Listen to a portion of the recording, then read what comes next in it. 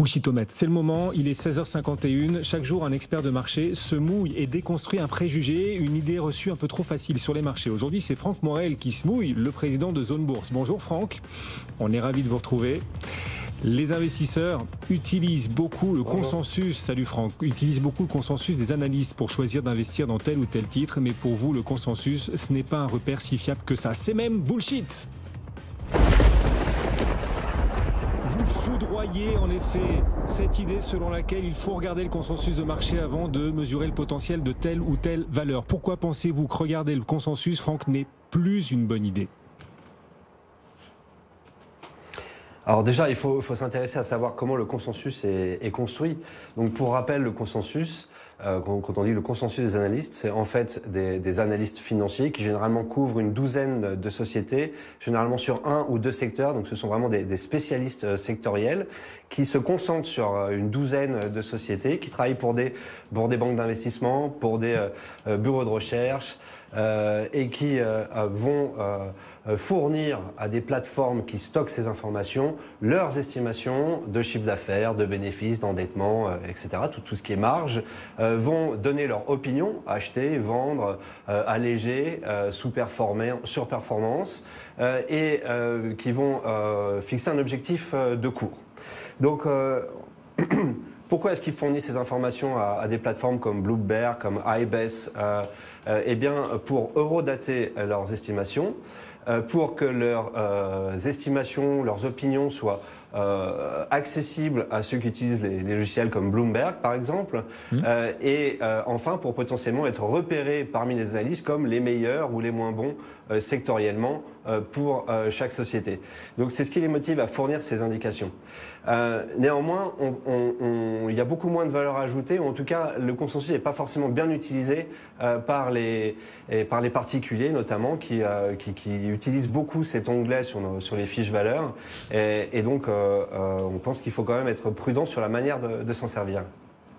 Oui, Franck, juste pour bien comprendre, les investisseurs ils regardent le consensus justement pour éviter les pièges. Sauf que vous nous dites que les consensus sont eux-mêmes trompeurs. Donc, du coup, quels sont les principaux pièges à éviter ? Alors, les principaux pièges à éviter sont déjà de ne pas forcément se concentrer sur l'opinion du consensus. L'opinion finale des, admettons, 10 analystes qui couvrent une société qui serait achetée. Pourquoi ? Tout simplement parce que vous allez l'opinion, c'est une information subjective. Donc, quand vous vous intéressez à l'opinion, potentiellement, cette opinion qui vient du consensus peut venir aussi de méthodologies différentes, d'appréciations différentes d'un métier, de méthodes de valorisation différentes. Ils peuvent être aussi en retard sur l'information récente. Par exemple, une information qui va avoir une incidence énorme sur le cours, le temps qu'elle soit traitée et digérée par les différents cabinets de recherche, par les brokers et autres, il peut se passer 15 jours. Et donc, vous n'êtes pas forcément en face d'une information fraîche. Ensuite, vous allez regarder la moyenne, mais peut-être qu'il y a une dispersion très importante entre le consensus et ce que pensent les analystes à l'intérieur même de ce consensus. Pire encore, quand on s'intéresse uniquement au target price, c'est-à-dire à l'objectif de cours des analystes, et quand on s'amuse par exemple à aller chercher toutes les sociétés dont l'objectif de cours des analystes est le plus éloigné, eh bien on se retrouve souvent finalement en face de sociétés similaires, des sociétés soit très spéculatives, soit qui ont connu des faiblesses importantes sur leur cours, généralement à juste titre, puisque le marché a de toute manière toujours raison, et on se retrouve aussi potentiellement sur des sociétés qui sont difficilement valorisables, soit parce que leur business est très cyclique, ou en tout cas peu prévisible, ou que les analystes ne valorisent pas tous de la même manière. Par exemple, vous allez avoir, si on s'intéresse en France, vous allez avoir des divergences d'estimation qui sont très importantes entre les analystes pour des sociétés comme Renault, comme Air France, où on a une visibilité qui est relativement réduite sur l'évolution de l'activité. Donc les estimations de chiffre d'affaires ou de bénéfices sont très divergentes. Si on s'intéresse aux divergences d'opinion, vous allez avoir par exemple la Française des Jeux. Bien que le business soit très prévisible pour la Française des Jeux, figurez-vous que les analystes ne sont pas du tout d'accord sur l'opinion finale qu'ils donnent concernant la Française des Jeux, parce que vous allez avoir des analystes qui sont négatifs, d'autres positifs, quand bien même ils ont le même objectif de chiffre d'affaires ou de bénéfices, puisque le business de Française des Jeux est très prévisible. Vous allez avoir du coup aussi des différences d'objectifs de cours qui peuvent être très importants, comme par exemple Accor, Kering, STM. Ce sont des sociétés qui sont relativement faiblement valorisées actuellement, où vous avez des divergences importantes entre ce que pense chacun des analystes, quel est l'objectif de cours qu'ils donnent. Donc quand vous regardez juste une moyenne d'un objectif de cours et que vous triez par les écarts les plus importants, vous allez vous retrouver en face de sociétés comme Accor, STM, Kering, et vous allez forcément éliminer des sociétés comme Vinci, Thales ou Sodexo, où là les écarts d'objectifs de cours des analystes sont beaucoup plus faibles. Mais c'est en fait lié directement à l'activité de Vinci, de Thales ou de Sodexo, qui sont des activités beaucoup plus prévisibles et qui permettent aux analystes d'avoir des objectifs de cours relativement proches les uns des autres. Donc, quand on s'intéresse quand on trie et qu'on utilise le consensus, eh bien, il faut faire très attention, surtout quand on utilise les objectifs de cours ou l'opinion moyenne du consensus. Sinon, on risque d'être surexposé à des valeurs spéculatives ou bien à des valeurs cycliques, ou qui alors ont subi une actualité récente particulièrement négative. Là, par exemple, en ce moment, vous avez Alstom, vous avez Téléperformance, vous avez Atos, vous avez Casino. Les objectifs de cours des analystes apparaissent très éloignés des cours actuels, mais peut-être qu'ils n'ont pas non plus été remis à jour plus récemment, très récemment. Et vous êtes aussi en face de sociétés qui sont particulièrement spéculatives. Donc, qui dit risque, dit potentiel plus important. Mais si vous triez que le potentiel, vous allez retrouver avec le plus de risques en face. C'est pour ça qu'il ne faut pas forcément s'en servir de cette manière-là. C'est intéressant tout ce que vous nous dites, prendre vraiment avec des pincettes les consensus qu'on peut trouver sur les différents sites.